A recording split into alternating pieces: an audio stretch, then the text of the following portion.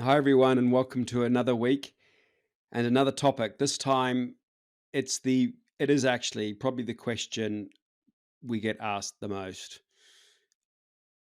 Where should OP&A and org design sit? Should HR own it? Unpacking Organizations, the Practitioners Podcast. Sponsored by Orgvue. See tomorrow's business today. Shradha, what do you Hi, think? Rupert. Should we get You into dive this? dive into with a loaded question. It's Goodness. it's a big one. It's a big one. But how are you before we jump in? I'm doing well, and perhaps after this podcast we'll do better because we'll be putting our thinking out there.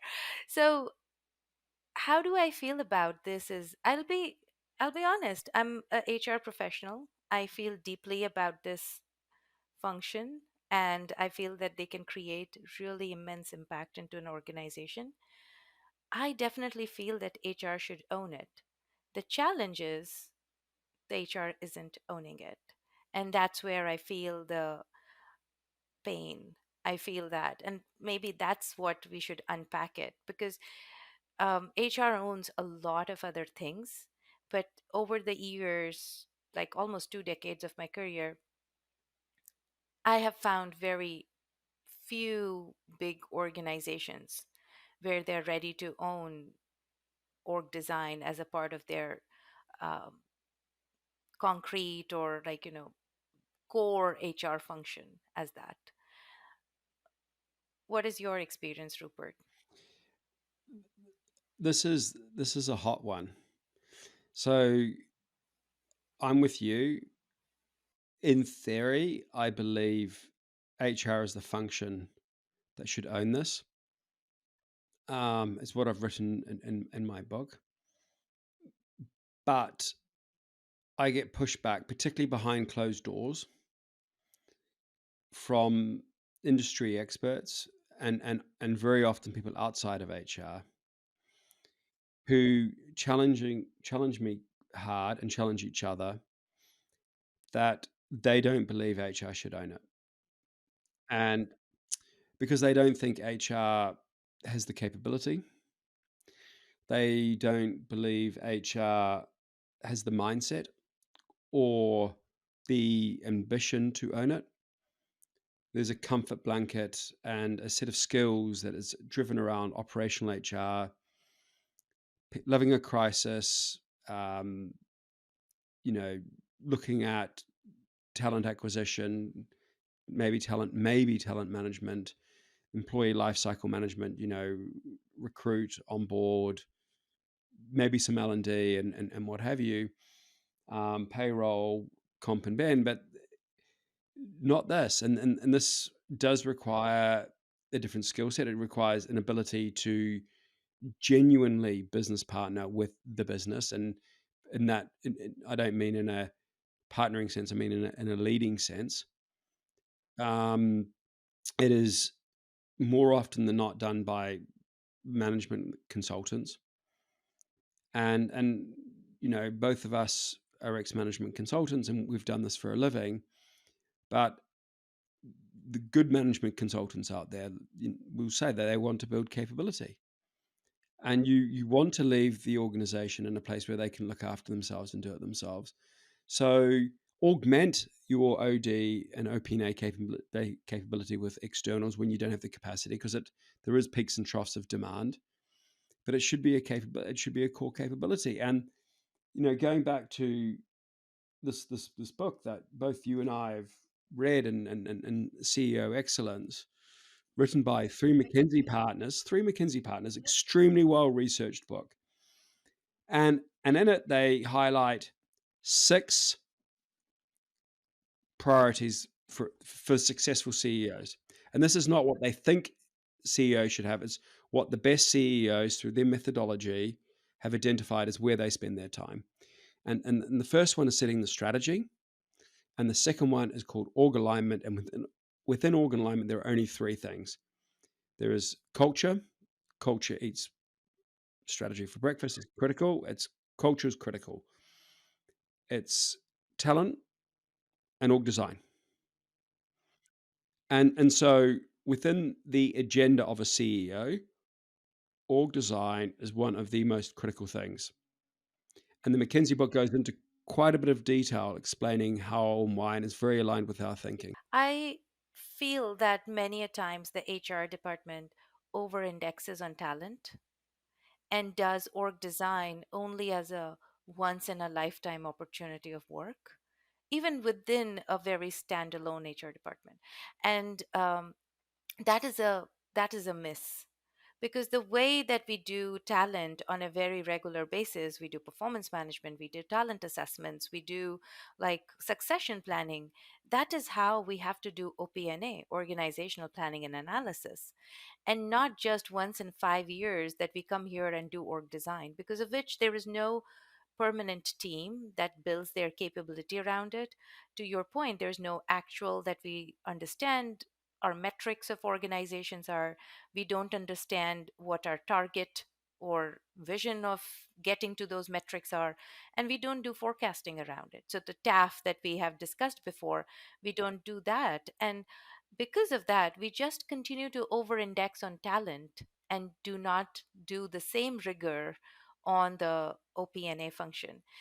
The other thing which I feel is that we shy away from connecting a very operational data, non sexy part of HR to really strategic partnering with the business part of HR, because I think those both these things are equally important. And sometimes we just say that we are a strategic HR partner to the businesses and we just help them realign their organization, but we then don't take it all the way up till execution and ensure that the back end of the organization is also fully tick and tie. And that I feel is also a miss. Either we operate at a very high level or a very operational level, and we don't create the connective tissue between the two. Yeah. I I I was presenting and talking to a group of about 40 senior partners in one of the big consulting firms. I won't say who it was. And it was a global practice of OD professionals in one of the big consulting firms. And I was presenting OP&A, and we had a discussion about it. And I think it almost ended up being almost a 2-hour discussion. And half the room were, this has to be owned by HR. And the other half of the room were like, HR will never be able to be The capable of owning. polarization. Yeah. And then they're like, it needs, and so it needs to be owned by transformation, or it needs to be owned by finance and Strategy. strategy. If Right. what one of those functions, Right. not HR. And it was a really heated debate, and some people were really feeling strongly HR for HR, and they are there to safeguard the people, and org design is so connected to the people, so it has to be. um, and it's just capability thing. And clearly, I've got clients and who invest in this capability and build it and put the technology. But the data from Harvard Business Review back in 2022 said that only 10% of organizations align the organization design to the strategy. Only 10%. And we look at the other statistic that is been around since I've been around in business. So that's, I don't want to show my age, but it's getting on 25 years. And for 25 years, and I'm sure it's longer, there's 80% of transformations fail. Exactly. That number goes from 70 to 90, but it never Yeah, comes down. It no, never comes down. It always and fails. and I'm like, really? And we and we're doing the same thing over and over again. And then you look at the lifespan, of an organization that, say, in a Fortune 500, or one of these indices, that it's gone down from 32 years to 17. So your probability of surviving the next 10, 20 years is actually decreasing. And I don't care how big you are, how infallible you feel. And Jeff Bezos said, I know one thing for sure, we won't be around forever, and I just want to delay our demise for as long as possible. That's such And a humble statement coming it is a from humble, but you somebody have from to, him, like him. yeah. Yeah. Or you look at the statement from Intel: only the paranoid survive, right? And Yes. you Yes. and so it is proven over and over again that if you aren't getting on top of these things, the probability that you won't survive is high. Yet you're doing all the things that are perpetuating that. There was, I don't know if you know the Grainer curve, but there was in the 1970s, there was a model of how organizations scale and a set of crises that Right. happen, Right. Yes. the Grainer model, and Hmm. basically saying, well, if you don't organize yourself through each crisis of scaling, there's the leadership crisis. So I won't go into the detail of the model, but you get a model like where you have things like that. You need the matrix, and it's called the bureaucracy crisis, and all these sorts of things. And you have to be you have to fight against, as you scale, the dangers, the things that get in the way, and the complexity that is created, and it's the complexity that will kill you. And so org design is around how do we design it so we can get the benefits of the scale without the disbenefits of the scale, without we're taking, and that's org design is a lot of that. And we talked in our last podcast about the bureaucracy index and things like this to try and manage that. So to me, this is it's existential. It's critical to the CEO. It's critical to the board. It's critical to the exco. And let's say 90% of the time, it isn't critical to HR. And and and finance, they invest 25% of their budget into FP&A. 25%. And in HR, it's between 0 to 2% gets invested into OP, and then you wonder why we're all struggling.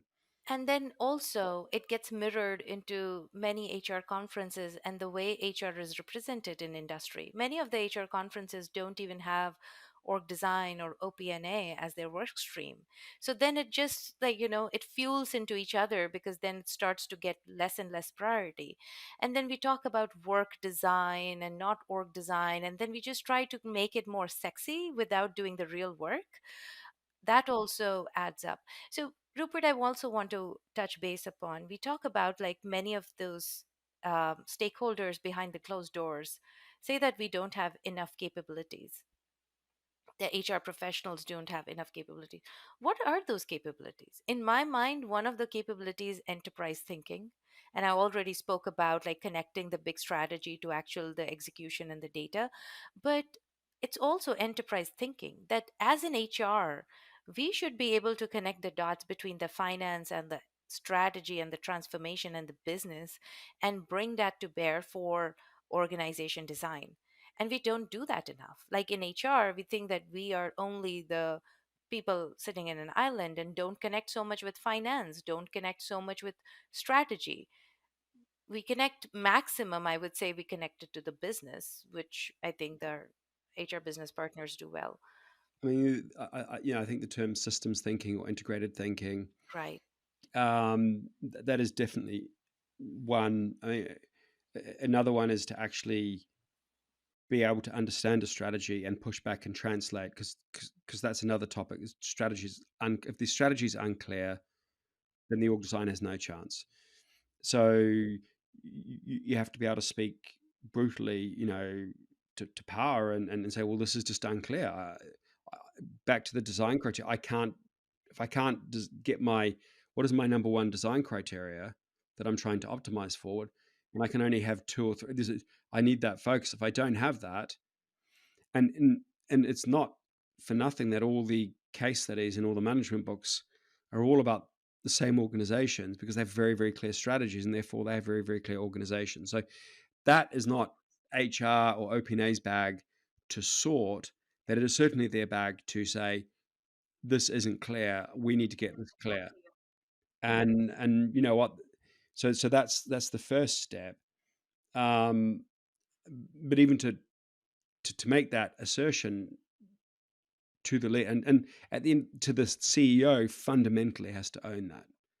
With his or her management team, and you have to have the gravitas to be able to sit in that room and contribute to help the CEO think through the options, the criteria, the ramifications, etc.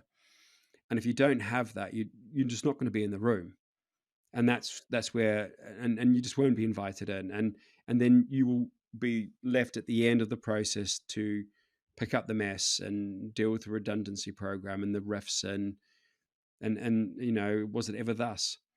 Right. Absolutely. What is your takeaway, Rupert, when we talk about should HR own this?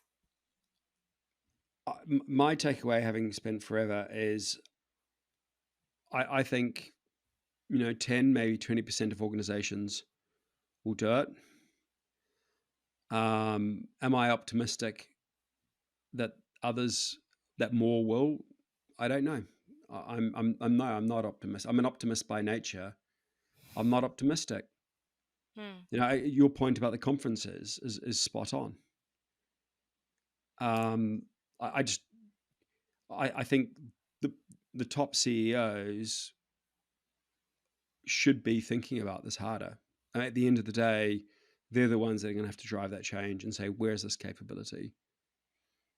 And Shradha, we're trying our best to influence this in writing books, doing this podcast, supporting, for me, I'm supporting my clients, you're supporting your organization and influencing. Right. And we do our best, and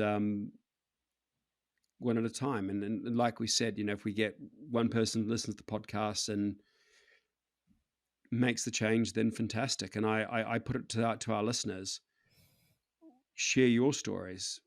Let us know Mm-hmm. on LinkedIn what you think and where you've done it.